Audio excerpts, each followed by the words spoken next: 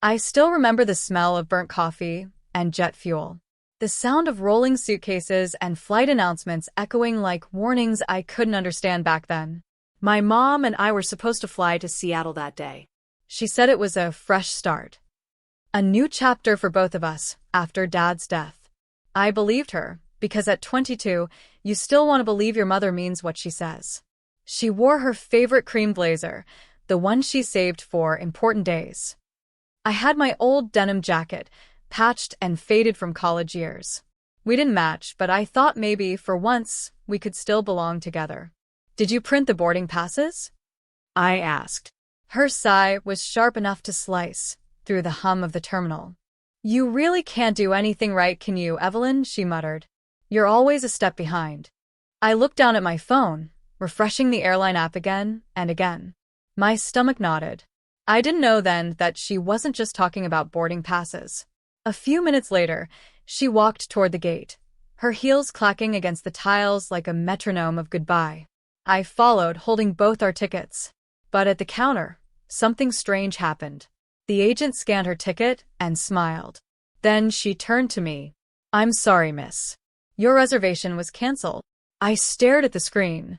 My name, Evelyn Ross, gray and crossed out. My mother didn't even look back. Mom, my voice cracked. What's going on? She paused, just long enough to say, you'll figure it out. You always do. Then she boarded. The doors closed. The plane took off, and I stood there, stranded under the blinding lights of Terminal C, holding a canceled ticket and a promise that meant nothing. When the announcement said Flight 247 has departed, something inside me departed too. I sat down on a cold bench, hugged my backpack, and whispered to myself, I'm done chasing people who walk away. That was the last day I ever saw her, as a daughter who still wanted her mother. After the airport, I stopped calling. No more voicemails she wouldn't return. No more half-written texts that ended with I'm sorry. That day, something in me hardened, not out of anger, but out of survival. The first months were brutal. I crashed on a friend's couch, took double shifts at a diner, and watched the little savings I had disappear faster than I could refill them. Every night, I'd hear planes overhead, each one reminding me of the day she left. But over time, that sound became something else, a rhythm, a pulse, proof that the world kept moving, even without her. I found a small studio apartment above a flower shop in Portland. The rent was barely manageable, but the owner, Mrs. Hanley, gave me a discount if I helped water the plants on weekends. That's how I fell in love with lavender. It smelled like peace, something I hadn't known in years. During the day, I started freelancing as a graphic designer. My first client was a bakery that paid in cupcakes and gratitude. My laptop was old, my hands shook with exhaustion, but for the first time, the work was mine. I didn't post much online, didn't tell anyone what I was doing. My life grew quietly, like the lavender sprouting in the window box I kept by my bed. Every new petal felt like a small victory. Years passed. The studio became a real business, Lavender and Lines, a design brand built around simplicity and calm. I hired 2 assistants. I traveled. I even spoke at a local women's workshop about starting over. Sometimes I'd see mothers and daughters at the airport when I traveled for work, hugging, laughing, crying. I'd smile, then turn away. Not because it hurt, but because I'd finally learned that love doesn't always come from where you expect it. And then, one morning, I woke up to find a familiar name in my inbox. Subject: It's been a long time. The sender: Marjorie Ross, my mother. After all these years, she'd finally reached out. But I didn't open it. Not yet. That first email sat unopened for days. I'd glance at it every morning, like a bruise I didn't want to press. The subject line changed a week later from "It's been a long time" to "Please read this, Evelyn." I finally opened it on a Thursday night. It began the way all manipulations do, soft, sentimental, rehearsed. I know you were hurt, but I did what I thought was best. You've always been too sensitive. I left because I knew you'd find your way, and look, you did. I could almost hear her voice, calm, self-assured, incapable of guilt. She wrote about how lonely she'd been lately, how family should stay connected, and how she missed the old days. The old days? The ones where she forgot birthdays, mocked my dreams, and left me at a gate? I closed my laptop. No reply. Over the next few months, the messages multiplied. Just checking in. Saw your business online, proud of you. You know, your cousin Sarah always asks about you. Every line was bait wrapped in sugar. And I didn't bite. Instead, I poured myself into my work, redesigned my studio, opened a second branch, and expanded into product packaging. My designs started featuring lavender patterns and flight motifs, wings, clouds, paths leading toward light. People said they felt freeing. They had no idea how literal that was. My silence became its own kind of message. She wanted reaction, but I gave her peace. And nothing unsettles a manipulator more than peace they can't disturb. One evening, I received a final email. If you want to talk, I'll be in town next month. Maybe we can meet. I didn't answer that one either. But I had a feeling she'd show up anyway. The day she finally appeared was warm, the kind of golden afternoon when the city feels like it's forgiving you for everything you've survived. I was hosting the grand opening of my new studio, a 2-story glass space lined with soft lavender murals and framed artwork that told my story without words. The place smelled like calm, like freedom. People mingled, sipping iced tea and taking photos. My assistant, Nora, smiled from across the room when the door opened. And then I saw her. Marjorie Ross. My mother. She hadn't changed much, still polished, still sharp in her posture. But her eyes carried something new. Time. And time isn't kind to people who pretend they've done no wrong. Evelyn, she said, her voice trembling just enough to sound rehearsed. I forced a polite smile. Mom. She glanced around. This is lovely. I always knew you'd do something creative. It was the kind of compliment that felt like a shadow of an insult. Guests slowly drifted away, sensing the tension thick as fog. When it was just the two of us, she stepped closer. You never answer my messages. I was worried. I folded my arms. You weren't worried at the airport. Her lips pressed into a line. You're still holding on to that? Mom, you left me stranded with no money, no home, no plan. You canceled my ticket and walked away. I was angry, she said quickly. You were becoming impossible to live with. I thought, maybe it would toughen you up. I laughed, not cruelly, just in disbelief. You didn't teach me strength. You taught me survival. She looked at the mural behind me, a woman standing under an open sky, lavender growing from her shadow. Is that supposed to be me? She asked, defensive. No, I said softly. It's me, finally whole. Silence filled the space. For the first time, she didn't have a response ready. I never meant to hurt you, she whispered. But you did, I said. And the thing about hurt, Mom, is that it doesn't disappear, it transforms. And mine turned into purpose. She blinked, eyes glistening, and nodded faintly. Then she turned and walked out, slower this time, as if she finally understood what leaving really costs. Months passed after that silent confrontation. She never called again, not even on my birthday, which used to sting, but now just meant peace. But the world has a strange rhythm. What you build in truth stands. What's built on lies always caves in. I first heard about her downfall from a mutual acquaintance. My mother had remarried years ago to a real estate broker named Dennis Cole. Together, they'd built a life on appearances, garden parties, social clubs, vacations that were more for photos than joy. Then Dennis was caught embezzling. Their savings vanished overnight. He left town. She was left with debts, not friends. A part of me wanted to feel sorry for her. But pity wasn't what she needed, perspective was. A few weeks later, I got a message from an unknown number. I guess you're happy now.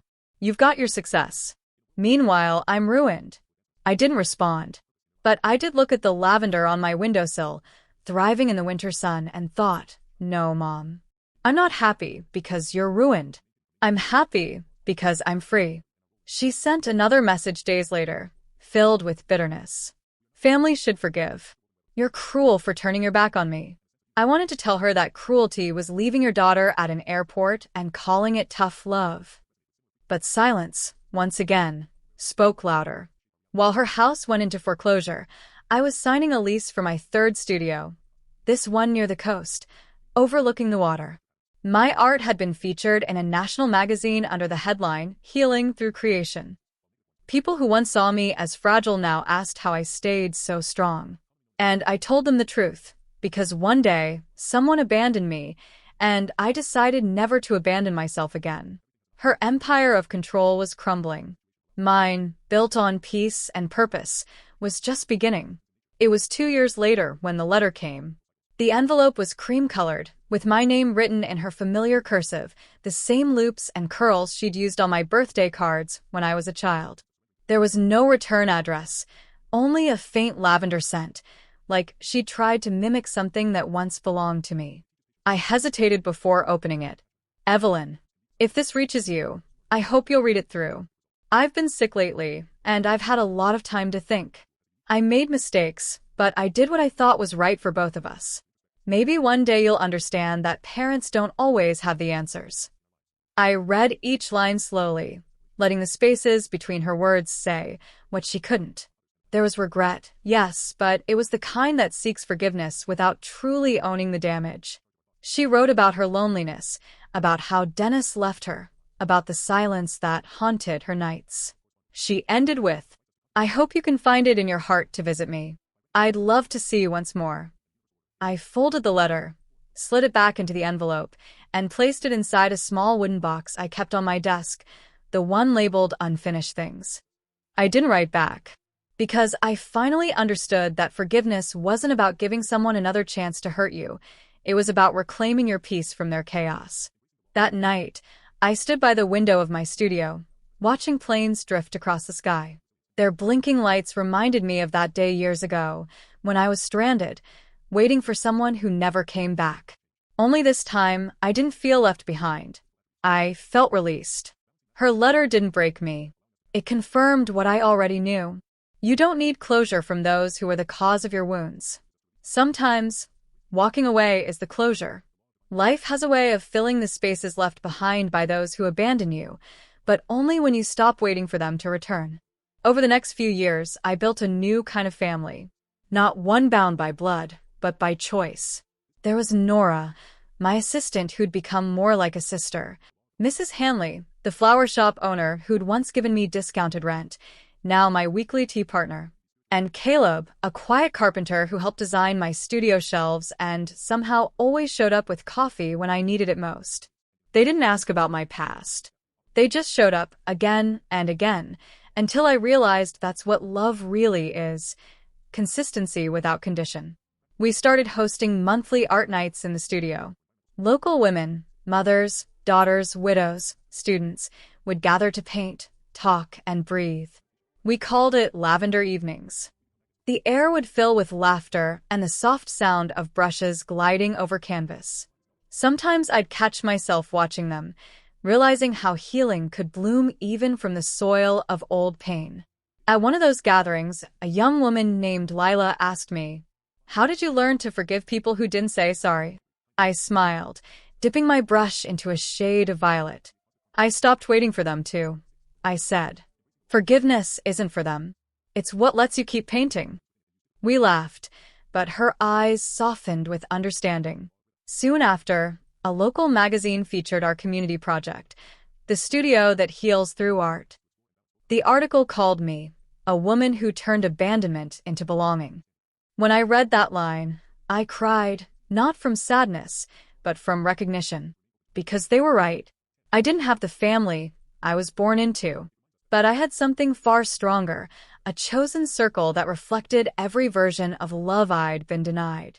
And for the first time in my life, I realized the home I'd been searching for had been quietly building itself around me all along. When the call came that my mother had passed away, I didn't cry. Not because I felt nothing, but because I'd already mourned her years ago, in an airport terminal filled with strangers. The lawyer's voice on the phone was steady. "She didn't leave much behind," he said. "But she named you as her only heir." For a moment, I felt the weight of that irony. The woman who once left me with nothing now wanted me to inherit everything she'd lost. I told him, "Thank you, but I'll be declining." He hesitated. "Are you sure, Ms. Ross?" "I'm sure," I said. "I've already built what I need." Instead, I drew up my own will that week. Everything I owned, the studios, the art programs, the savings, would go to the women of Lavender Evenings. The ones who showed me that family could be built from shared strength and gentle hands. When I signed the document, I felt an unexpected peace. Not revenge. Not triumph. Just clarity. I didn't need to destroy her legacy. I only needed to stop carrying it. A few months later, I visited the airport. Not for closure, for a flight. As I walked through the same terminal she left me in, I noticed how different it felt. The benches seemed smaller, the light softer. I sat near Gate C, the same one from all those years ago, and looked out at the runway. Planes lifted into the sky, one after another, their engines roaring like heartbeats. This time, I wasn't the girl left behind. I was the woman choosing where to go. As my flight was called, I whispered the words I wish she'd once told me. Not out of bitterness, but completion. "Goodbye, Mom." Then I boarded. The plane rose through the clouds, sunlight spilling across the window. And I smiled, thinking, revenge isn't shouting. It's living well. True legacy isn't what you inherit. It's what you build and protect from the ashes they left behind. And for the first time, I felt completely free.